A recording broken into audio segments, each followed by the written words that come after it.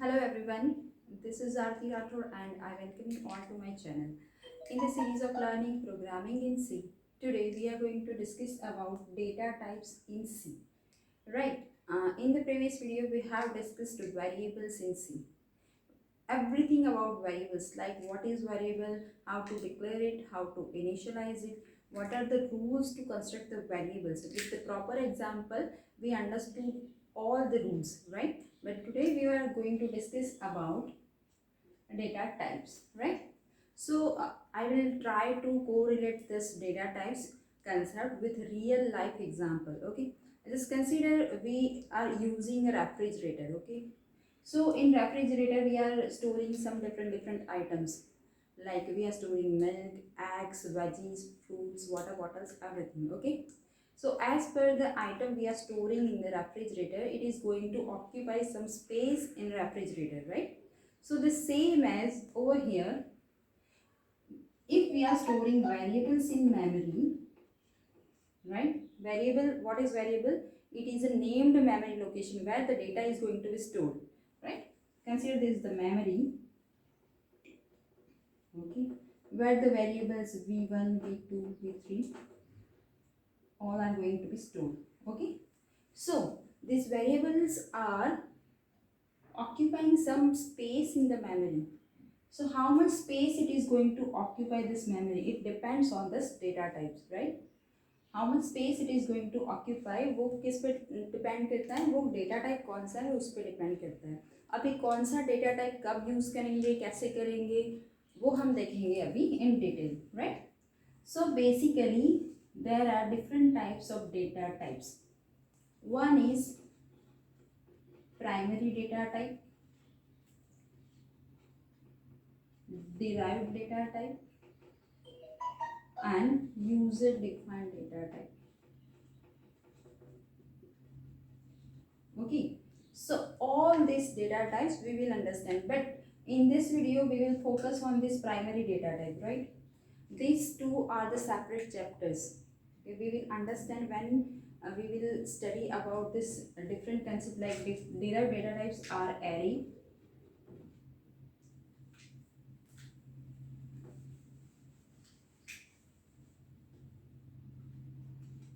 union, structure, pointer. These are the derived data type, and the primary data types are integer, float, character, double, and void. Okay. So in this video we will focus on this primary data type. These data types are also called built-in data type. Okay, these are already provided by the C library. Right? That is why it is also called the built-in, or you can say the fundamental data type. Okay, these are the fundamental data type, primary data type, which is already exist. While these data types are derived from this data type, that is why it is called derived data type. And these data types we will discuss because these are the separate chapters. So we'll discuss when we come on this point. Okay, and this user defined data type are type def and enum. Okay, so this data type we will discuss later on. In this video we will focus on this primary data types, right? So let us begin integer. First of all we will discuss integer data type.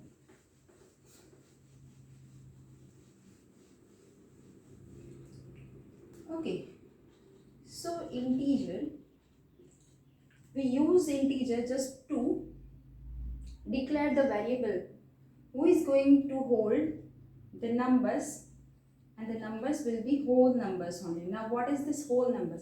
Whole numbers are the numbers, it can be positive, negative, or zero, right? Like 0, then it can be positive or it can be negative, but it should not be the number with fractional point or fractional part.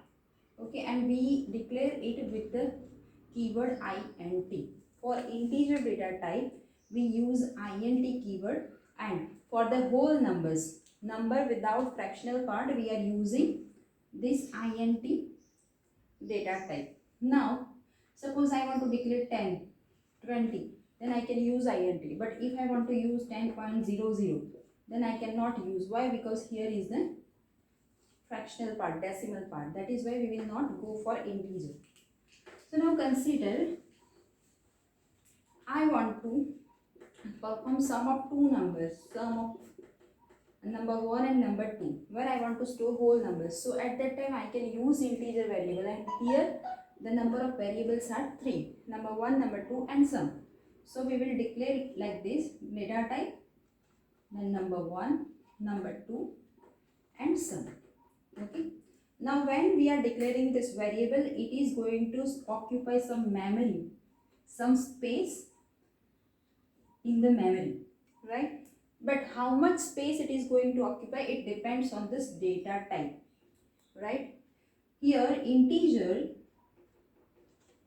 is occupying 2 bytes of storage. How much? 2 bytes of storage. And suppose if we are writing number 1 is equal to 10, then it is allowed. If I write number 1 is equal to 100, then also it is allowed. If I write 1000, then it is also okay. If I write 10,000 for number 1, then also it is okay. But if I write 1 lakh, so this is not allowed. Why? Because integer has some range of numbers. Like the range of integer numbers is -32768 to 32767. Among this range only, the number is going to be integer only, right? If you are going to allow 1 lakh for number 1, then it will show you different number, okay, as an output. So among this range, it is fine for the integer, right? And see, this integer data type has some specifiers based on the sign and based on the size. There are some specifiers. Like for the sign, there are two specifiers, signed and unsigned. Okay. And for the size, there are two specifiers, short and long. Right? Signed means it will consider positive and negative both. Unsigned means it will consider only negative numbers. Positive numbers. Short and long, I'll tell you, it is just for the size specifier, means it will occupy either more space or less space, right? So integer, if we are not declaring any sign, unsigned, short, long, then it is by default signed integer, right? If you write integer or signed integer, both are equal, so it will take both the numbers, negative as well as positive, like number 1, number 2, right? So sign means it will take both the numbers, negative as well as positive. But if you write unsigned integer, then it will take only positive numbers, and the range of the signed integer is same. Okay, because sign will consider negative as well as positive. So it is -32768 to 32767, right? And for unsigned integer, it is also going to take 2 bytes. Unsigned integer is also going to occupy 2 bytes of storage, but here the range will be for the positive numbers only.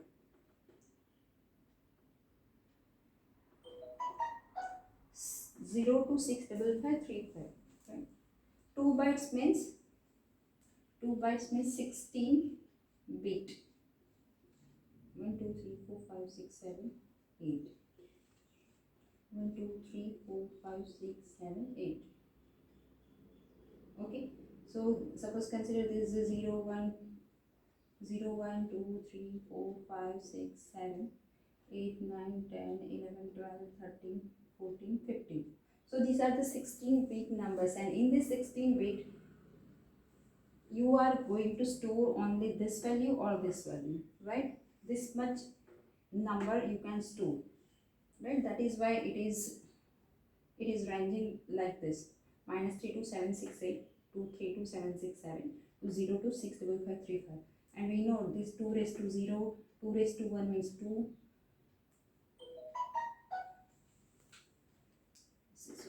This is 1, 2, 4, 8, 16, 32, 64, 128, and so on. So based on this you can calculate, it will give you the answer this and this. If it is negative, then we are dividing this by 2 and we will get this number, right?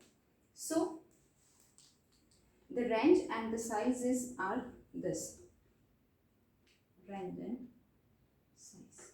Okay, now let us discuss short and long.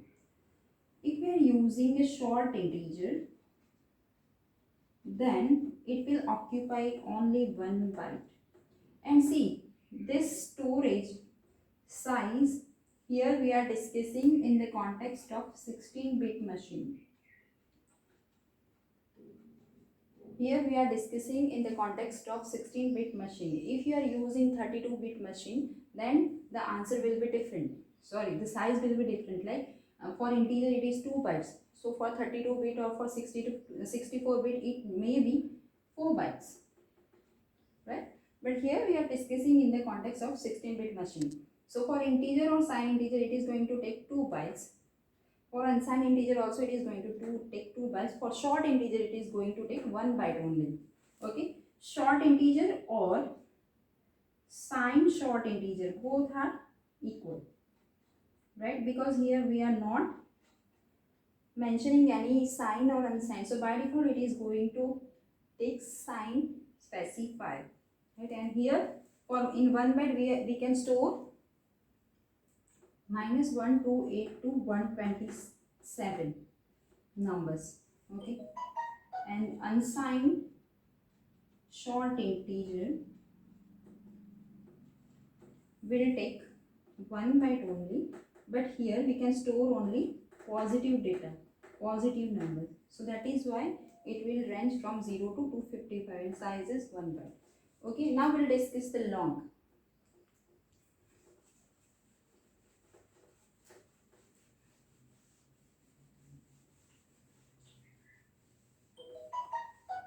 Okay, so if we are using the long integer, by default it is signed long. So signed long integer is going to take 4 bytes of storage as per size, and the range will be -214798368 to positive 214798367. Okay, so in 4 bytes we can store this much number, right? If we are not specifying any sign or unsigned, then by default it will take sign integer. If you will write sign integer, sign long integer or long integer, both are same. Okay, now we'll discuss unsigned long integer. Here we have written signed, or by default it is a sign, so it will take both the numbers negative as well as positive. Unsigned long integer will take only positive numbers, right? 4 bytes, right? You can double this number over here, right? So this is all about integer data type, right? Now one thing is there, if you want to store only number 10, so why to use integer? Use short integer na, because short integer can hold numbers from -128 to 127, and 10 is in the range of this number, so you can utilize this short integer. Do not waste the memory space and just use the specifier short integer, so it will occupy only 1 byte of storage and it will give you the correct answer. So as per your need you can utilize this data type along with the specifier, right? Here if you want to store small numbers, so use data types accordingly. If you want to store some big numbers, then use data types accordingly, right? So this is all about integer data type, right?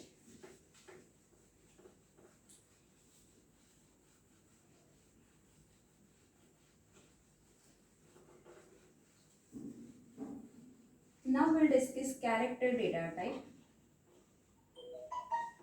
See, for character data type we are using keyword char character. Okay, and it is going to occupy 1 byte of storage. Okay, see, if you are going to write character A is a name of variable. So in memory, A is going to occupy 1 byte of storage. This is the memory location, suppose 1000. Okay, so it is going to occupy 1 byte, right? And with character also we can use signed and unsigned. Signed and unsigned, right? So if you are writing character A, so by default it is going to take signed character A, and the range is, it is going to occupy 1 byte, and the range is, this is the size and this is the range, -128 to 127.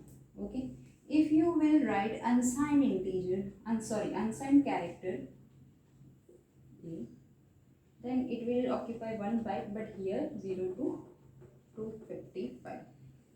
Okay, so now what does this 1 byte -128 to 127 and 1 byte 0 to 255? I just told you in integer 1 byte means 8 bits, 1 2 3 4 5 6 7 and 8. So 1 2 4 8 16 32 64 and 128. Okay, so in this storage we can store maximum, minimum we can store 0. Like if all the zeros are there, then we can store 0, and maximum we can store is all the ones. Okay, so all the ones means 255. Okay, so minimum is 0 to 255, and if we consider the signed character, then it will be divided by 2, means divide by 2 means you will get 127. So from 0 to 127 positive, and 0 to -128, this is for negative, right? So this way the character is all about. Okay, now we'll discuss floating point. Okay, so floating point. So for the floating point representation, we are using float keyword. Now when to use float data type? Whenever we want some fractional part in our input or as an output, at that time we can use floating point. Now how we are using this data type? Float, then variable name v1 v2. Okay, now how much storage it is going to occupy, how much size? So in the context of 16-bit machine we are talking, so it is going to occupy 4 bytes, and the range will be 3.4e 38 to 3. This is negative and this is positive 38. The meaning of this is the scientific representation, so we can write it like this, 10 raised to 38. Okay, so for float and for the 16-bit machine we are talking about, so float data type is going to occupy 4 bytes of storage, and the range is this, right? So suppose if you are printing, suppose if you are writing float, variable 1 is equal to 10. Okay, and if you are printing this, then for the float you can use specifier %f. Which specifier? %f. And here you are printing variable given. So whenever you will get the output, you will have an output like this: 1 2 3 4 5 6, up to 6 digit, I mean 6 precision the float is giving as an output.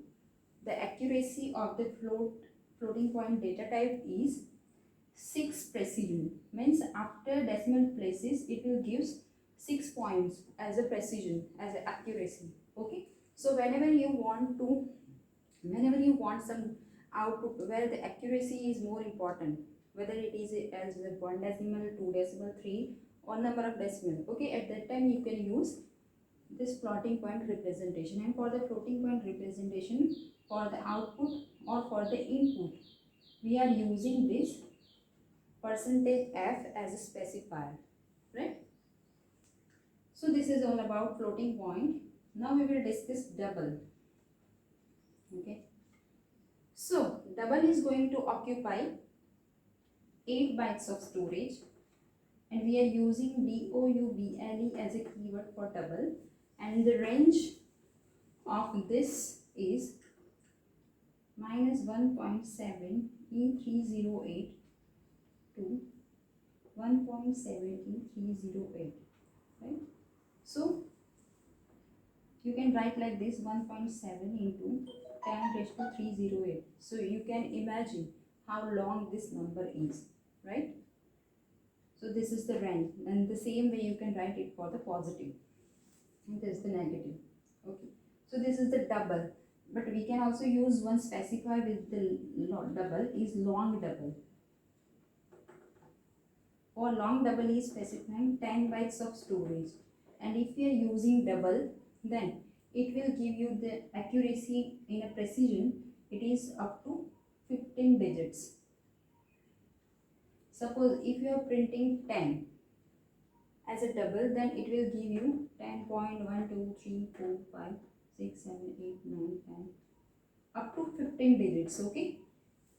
So when you want more accuracy than this, then you can use double specifier. Okay? For long double, it is going to occupy 10 bytes of storage, and the range is more. You can Google it out for this, right? Because I don't remember for long double. Okay, so this is all about floating point double and long double, right? Now the last is left is void data type. Now what is this void? Void means nothing, null, empty. So we are not going to use this void as a data type while we are declaring the variables, because for declaration of variables void is not useful. So when to use void, that we will study when we will understand the concept of user defined function. You will become more familiar with void data type when you will come to know about the user defined function, right? So currently you don't need to bother about this void data type. You just consider we can use void when the function is returning nothing. At that time you can use void. It is not for the declaration of variables, right? So it is not going to occupy some memory when you are declaring the variables. Okay, so this is all about the variable data types. Now I will draw a table mentioning all the data types along with the size, specifiers and range. Okay, suppose if I use integer, then I can use percentage d as a specifier. Suppose consider I have declared integer variable v1 is equal to 10, and I want to print this v1 as an output. So I can use print f, and here is the control statement, means percentage d for the integer and then v1. So it will give 10 as an output. Okay. For sign integer also it is percentage d. Suppose short integer. So all these things, short integer, long integer, I am going to tell you which specifier you can use in detail. Okay.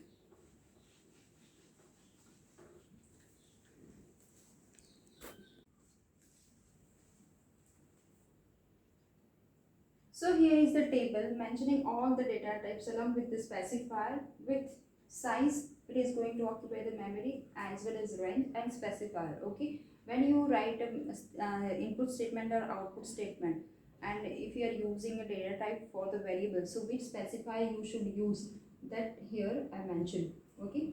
So for character, or it is by default sign character, it is occupying 1 byte and the range is 0 to 255.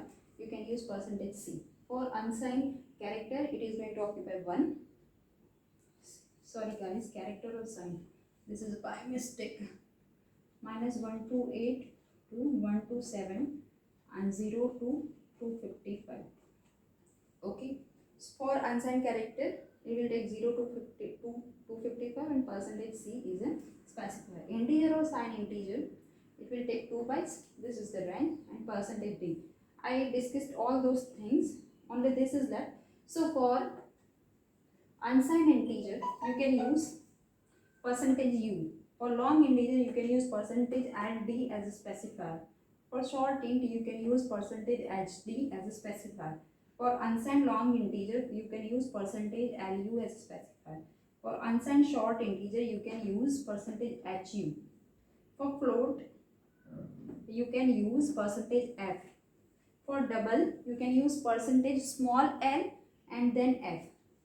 For long double, it is going to occupy 10 bytes of storage and you have to use capital L and then F as a specifier. Okay, so this is all about data types. I hope you guys are able to get this point, right? So in the next session we will discuss some examples of this data type. Okay, because when you are going to initialize variable, okay, and you are taking some different range, right, at that time you will get some different output. You have initialized something different and you are getting some different answer, right? So that we will discuss in the next session, right? So till then, bye bye guys, take care.